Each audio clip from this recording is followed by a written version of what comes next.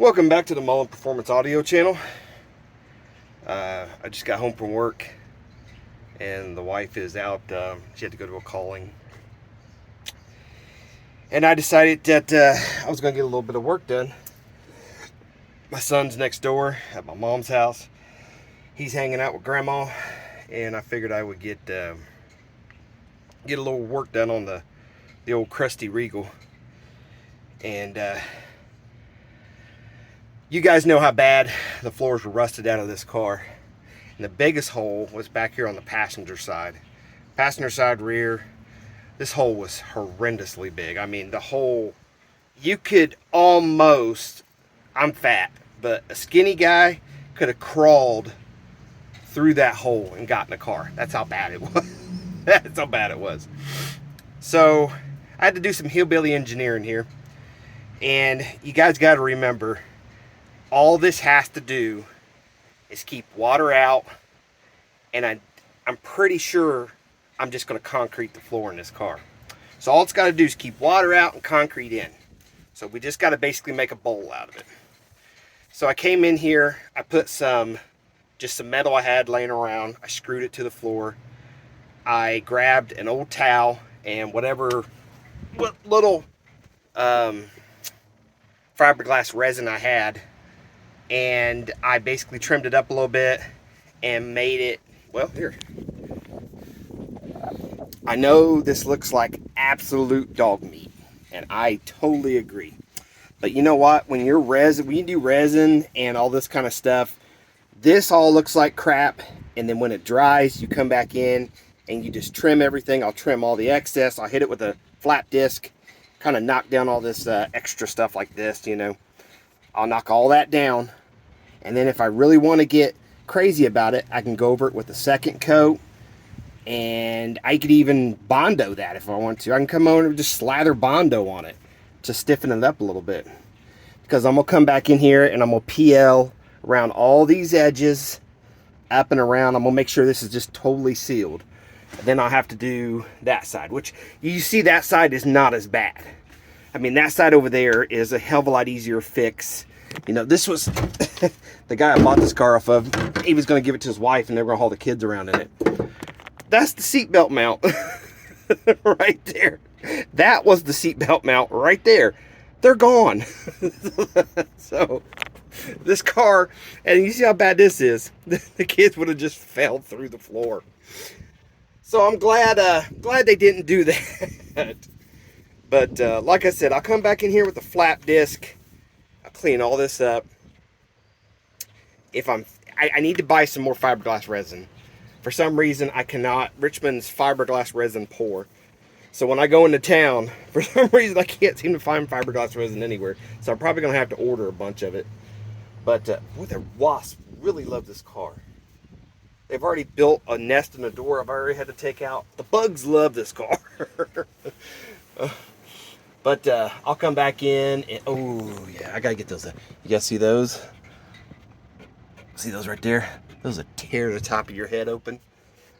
Yeah, you know, it's funny is that when I was a kid, you work on older cars, they have the latch. Any guys that's a hot rod guy that's ever worked on cars in his life knows about old cars and the latch that hangs down off the hood. I have more scars on the top of my head from those latches and stuff like that.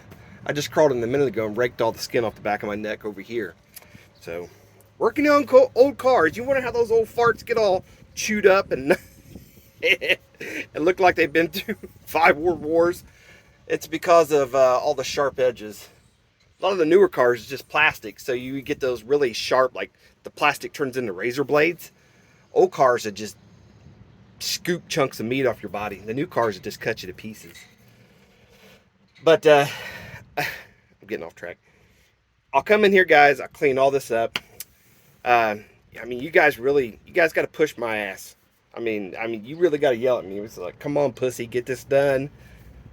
You guys got to kick my ass. You know, I've been putting this off this week because there's just been the weather's been kind of funky. This weekend it's supposed to rain, so I'm hoping to go in. I had an epiphany on my Malibu. You know, I set everything with the DD1, and I noticed even when I start to get right up to the top, the amps would keep kicking in to protect, and I'm like, why in the hell are they doing that? And then I remembered, I don't know, just out of the wild blue, I think it wasn't Jacob. I don't remember the other guy's name from Sundown. I remember him doing the amp dyno on those and talking about how finicky the the RCA input voltage, low pass? Yeah, low pass input voltage was with those amps. And I checked on the Alpine head unit I have, and it's 4 volts, and that's the max of what those head units are. That's the max of what the amps will allow. And if you're not careful, they'll keep kicking in to protect because they have too much input voltage. And I went, oh, because I couldn't understand why those amps, even, I mean, they were kicking in to protect, you know, like full tilt, and they'd go into protect. And I noticed before I even got my DD1, if I turned everything down a little bit and cranked the gains up, it was a lot louder, and it wouldn't kick in to protect as much. But as soon as I went in and set everything with the DD1, it was kicking in to protect a lot easier, and I had to crank the gains way down, or it would just pop into, you know, granted, you're still setting it at, you know, 1% distortion, but I'll set it at 1% distortion at like 3 or 4 clicks below what that way the input voltage isn't as high. And maybe if the input voltage isn't as high, I can still it'll still keep it from kicking it to protect as much. I don't know. I'll play around with it this weekend. It's supposed to be raining, so I can't really take the car out and test it. But I'll mess around with it. In a nutshell, I really just need more amp for that car. I'm kind of wringing those amps out as much, and those XFLs, they don't care. Those little Sundown 3500s, they're just sneezing at them right now. I really need more power on those 12s, and I just don't have the room. That's my issue in that car. I have no room. I mean, I'm stuffing things in there to the point to where I'm getting a little sketched out about how close some of that stuff is. So, but that's a story for another day. That'll be another video. Here's a quick one. That's all I wanted to do. I'm sitting in here getting totally high off fiberglass resin. My son should be heading across the yard here in a minute. Maybe I'll be swimming this weekend. I don't know. If the sun pops out and it stays warm, it's 85 degrees right now, then I will be swimming this weekend, but and playing around. But I can't wait until Slamology. That's one of the shows I go to every year. I'm excited to go. I really want to see you guys. I want to hang out and just have a good time. I don't even have to talk about car stereos. I just want to have a great time, meet everybody.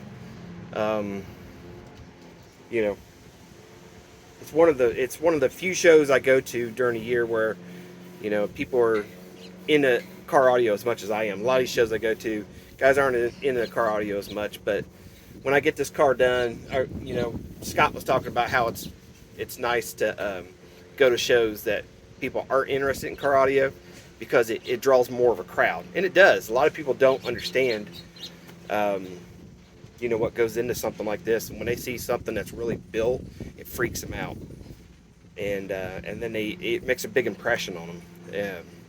I'll give you a quick story before I end the video. I went down to Virginia to visit my cousin one time, and I drove down there in my daily driver, which was my Sonoma. It was extended cab. It had 1015s in it. This is back in the day with the Rockford Fosgates. I had 4-punch 250Ms on the 8 subs in the 4th order in the back of the truck, which blew through the back window. And then for some reason whatsoever, I had 2 spares laying around, so I threw them in a box, hooked them up to a punch 60, and had them in the extended cab. So I had 1015s in the truck, and it was pretty loud for what it was back in the day. And we drove down to Virginia to go see my cousin, and we ended up in this little small town where they cruised around a parking lot of a grocery store.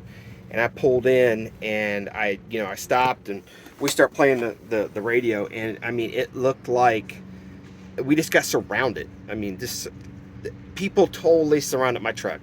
I got out of the door, and people were there was probably 150 people standing around my truck. It was just wild. It was the wildest thing it's ever happened to me with car audio, because it was just like, you know, it was like you was like a rock star when you showed up. Everybody's just like, holy crap, what is this? And everybody was just, they'd never seen anything like that, especially in that little bitty town. And it was awesome. And it's something that, you know, to this day, you know, 20 plus, 25 years later, 20 some odd years, it made the impression on me, and then made the impression on them. And it's something that hopefully I can do with this build when it comes time. So, all right, guys, blabbered on enough. You guys have a great weekend. I can't wait to see you guys. Take care of your family. Love you guys. Have a good one.